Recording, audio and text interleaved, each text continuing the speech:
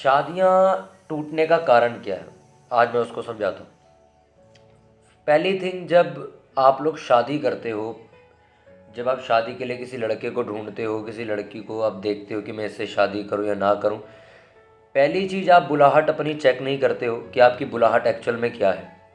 आपकी बुलाहट होती है सेवा करने की, और आप शादी कर लेते हो जाके किसी बिजनेसमैन से या फिर किसी विश्वासी लड़के से, जो आपकी बुलाहट के साथ मैच नहीं कर पाता, और आपकी शादी में क्लैशेस होते हैं, कलेश होते हैं, रुकावटें आती हैं और वो शादी टूटने पर आ जाती है और रोज़ का कलेश शुरू हो जाता है। पहली गलती ये है कि आप अपनी कॉलिंग चेक नहीं करते। अगर आप सेवा करने वाले व्यक्ति हैं तो आप ऐसे ही लड़के और लड़की की छानबीन करें या परमेश्वर से प्रार्थना करें कि प्रभु, जैसी सेवा के लिए तूने मुझे चुना है ना, ऐसी ही लड़की या ऐसा लड़का मुझे दे जो मेरे साथ एक सही राह पर चल सके। दूसरी चीज़, जब आप शादी कर लेते हो तो आप लोग चेक नहीं करते हो उसका बैकग्राउंड, उसका पास्ट। मतलब मैं ये नहीं कह रहा हूँ कि उसकी ज़िंदगी छानो कि नहीं पहले तो पापी था तो हम शादी नहीं करेंगे, मैं उस पास्ट की बात नहीं कर रहा हूँ। आपको जाकर चेक करना चाहिए कि भाई वो लड़का एक्चुअल में जो बोल रहा है वो वैसा है भी कि नहीं। बहुत सारे केसेस में मैंने देखा कि लड़के बोल देते कि हमारे पास ये है, वो है, ऐसा है वैसा। जब लड़की शादी करके जाती है तो उस लड़के के पास कुछ नहीं होता, तो वो झूठ हो गया।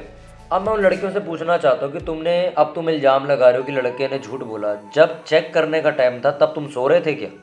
आपके घर वाले सो रहे थे क्या? आपको जाकर चेक करना है, सब कुछ डिटेल में पता करना है कि हाँ भी वो चीज़ जो बोली जा रही है वो सही है कि नहीं। थर्ड थिंग, शादियाँ होने के बाद टूट रही हैं। शादियाँ होने के बाद टूट क्यों रही हैं? उसका बेसिकली कारण ये है पेशेंस लेवल।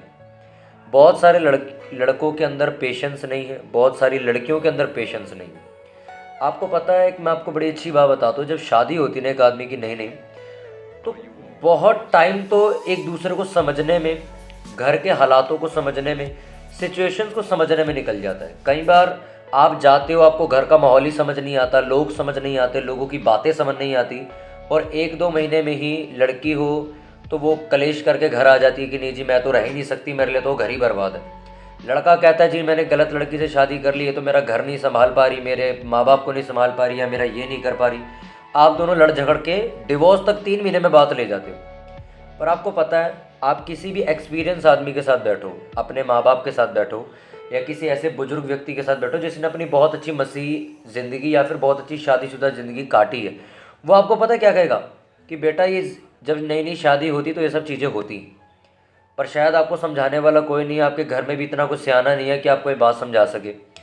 तो इसलिए जितनी भी लड़कियां, जितने भी लड़के मुझे देख रहे हैं, या वो न्यू मैरिड हैं या फिर आपके केस चल रहे हैं, आप घर नहीं रह पा रहे, कुछ भी नहीं कर पा रहे, पेशेंस रखो।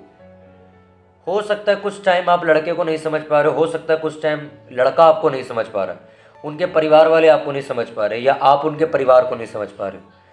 रिश्ता तोड़ना, डिवोर्स करना, ये सब शैतानी का। मैंने लोगों के मुंह से सुना कि नहीं नहीं नहीं मेरे से तो रहा नहीं जा रहा, उसके घर वाले तो बहुत काम करा रहे हैं। कुछ लड़के कहते हैं वो लड़की तुम्हारे घर का काम ही नहीं करती। कुछ लड़कियां कह रही भाई लड़का तो माँ की सुनता है, मेरी सुनता ही नहीं। लड़का कहता है भाई ये तो अपनी माँ की सुनती है, हमारी सुनती ही नहीं, तो मेरे माँ बाप की इज्जत नहीं करती। ये सारी चीज़ों से बाहर आ जाओ भाई।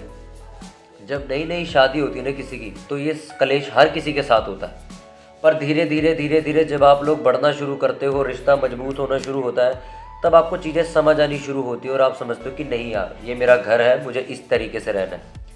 पहली चीज़, लड़का समझे कि अगर लड़की आई है तो उसको टाइम दो कि वो आपके घर को समझ सके, आपकी चीज़ों को समझ सके, आपके रवैये को, आपके घर वालों को समझ सके। माँ बाप को और वाइफ को बैलेंस करके चलो। एक की सुनकर एक को नीचा मत करो, ना ज़्यादा वाइफ की सुनो ना ज़्यादा माँ बाप की सुनो, दोनों को बैलेंस लेके चलो, घर में कभी कलेश नहीं होगा आपके। सेकंड चीज़, लड़कियाँ कभी भी जाकर ये मत बोलो जी मेरे से तो काम ही काम कराया जा रहा है, मेरे को तो नौकरानी बना दी इन्होंने, मेरी बुलाहट ख़राब कर दी। देखो, आप प्रधानमंत्री के लड़के से शादी कर लो, घर का काम तो आप ही को करना पड़ेगा, आप उससे भाग नहीं सकते। क्योंकि बाइबल में लिखा, सेवा करने वाली लड़कियों के लिए भी मैं बात कर रहा हूँ और लड़कों के लिए भी, जो व्यक्ति अपने घर का संचालन नहीं कर सकता वो कलीसिया में हाथ ही ना डाले, लिखा। तो आपको सबसे पहले अपना घर संभालना है, देन फिर आपको अपनी सेवकाई पे ध्यान देना है।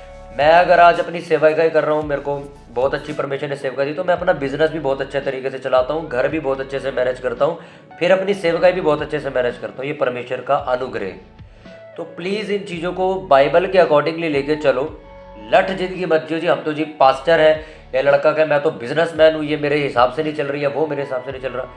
आपको डे बाय डे अपनी ज़िंदगी के अंदर कुछ चीज़ों में बदलाव लाना पड़ेगा, वचनों के हिसाब से डिसीजंस लेने पड़ेंगे। इसलिए आज मैं जितने भी लोग मुझे सुन रहे हैं, मैं आपसे कहना चाहूँगा, शादियाँ मसीहत में ख़राब नहीं हैं। कुछ ओवर स्पिरिचुअल लोग शादियों को ख़राब कर रहे हैं, या जिनको ज्ञान नहीं है वो ख़राब कर रहे हैं। मसीह शादियाँ ख़राब नहीं हैं, मसीह लड़के लड़कियाँ ख़राब नहीं होते। आपको कुछ चीज़ें समझनी होंगी, आपको घर के काम भी संभालने हैं, बाहर का भी संभालना है, आपको अपनी वाइफ की भी सुननी है, माँ की भी सुननी है, आपको सेवकाई भी करनी है और घर भी चलाना है। आपको चारों पांचों चीज़ें इकट्ठी लेके चलनी है, आप किसी से भी अपना पल्ला नहीं छुड़ा सकते। तो चीज़ों को समझ के काम करो, घर टूटने से बच जाएंगे। ये चीज़ें मैंने आपको समझा दी हैं। ये चीज़ें आपके माँ बाप को आपको समझानी चाहिए थी, पर शायद उन्होंने आपको नहीं समझाई। पर कई माँ बाप, कई लड़के के माँ बाप, कई लड़की के माँ बाप सपोर्ट करते हैं, हाँ हाँ इस लड़की को निकाल दे, और लड़की कहते हैं हाँ हाँ छोड़ के आजा, कोई चक्कर नहीं। मैं आपको सलाह दे रहा हूँ, घर छोड़ने की ज़रूरत नहीं है, वाइफ को छोड़ने की ज़रूरत नहीं है, हस्बैंड को छोड़ने की ज़रूरत नहीं है। ये शैतानी काम है। चीज़ों को समझो, प्रार्थना करो, वचन के हिसाब से देखो क्या हम गलती कर रहे हैं, क्या नहीं कर रहे।